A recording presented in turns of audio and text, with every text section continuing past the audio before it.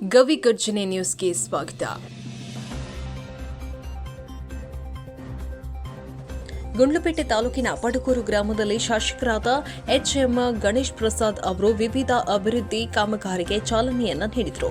ಗ್ರಾಮದಲ್ಲಿ ಎಸ್ಸಿಪಿ ಯೋಜನೆಯಲ್ಲಿ 75 ಲಕ್ಷ ರೂಪಾಯಿಗಳ ಸಿಸಿ ರಸ್ತೆ ಮತ್ತು ಚರಂಡಿ ಕಾಮಗಾರಿ, ಸಾಮಾನ್ಯ ವರ್ಗದ ಬೀದಿಯಲ್ಲಿ ಮುಖ್ಯಮಂತ್ರಿಗಳ ವಿಶೇಷ ಅನುದಾನ 30 ಲಕ್ಷ ರೂಪಾಯಿಗಳಲ್ಲಿ ಸಿಸಿ ರಸ್ತೆ ಕಾಮಗಾರಿಗೆ ಗುದ್ದಲಿ ಪೂಜೆಯನ್ನ ನೆರವೇರಿಸಿದ್ದು, ನಂತರ ಗ್ರಾಮದ ಹಾಲು ಉತ್ಪಾದಕರ ಸಹಕಾರ ಸಂಘದ ಆವರಣದಲ್ಲಿ ನೂತನವಾಗಿ ನಿರ್ಮಾಣ ಮಾಡಿರುವ ಸಭಾಭವನದ ಉದ್ಘಾಟನೆ ಕಾರ್ಯವನ್ನು ನೆರವೇರಿಸಿ ನಂತರ ಸಭೆಯಲ್ಲಿ ಮಾತನಾಡಿದ ಶಾಸಕರು, ಗುಂಡ್ಲುಪೇಟೆ ಕ್ಷೇತ್ರದ ಜನತೆಗೆ ಆಶೋತ್ತರದಂತೆ ಅವರ ಆದೇಶದಂತೆ ಕ್ಷೇತ್ರದ ಅಭಿವೃದ್ಧಿಗೆ ಯತ್ನಿಸ್ತಾ ಇದ್ದು, ಮುಖ್ಯಮಂತ್ರಿಗಳ ವಿಶೇಷ ಅನುದಾನ ಮತ್ತು ಎಸ್ಸಿಪಿ ಯೋಜನೆಯ ಕಾಮಗಾರಿಗೆ ಚಾಲನೆಯನ್ನ ನೀಡಿದ್ದು, ಉತ್ತಮವಾಗಿ ರಸ್ತೆ ನಿರ್ಮಾಣಕ್ಕಾಗಿ ಸಂಚಾರಕ್ಕೆ ಯೋಗ್ಯವಾಗಿದೆ ಎಂದು ಅವರು ಹೇಳಿದರು.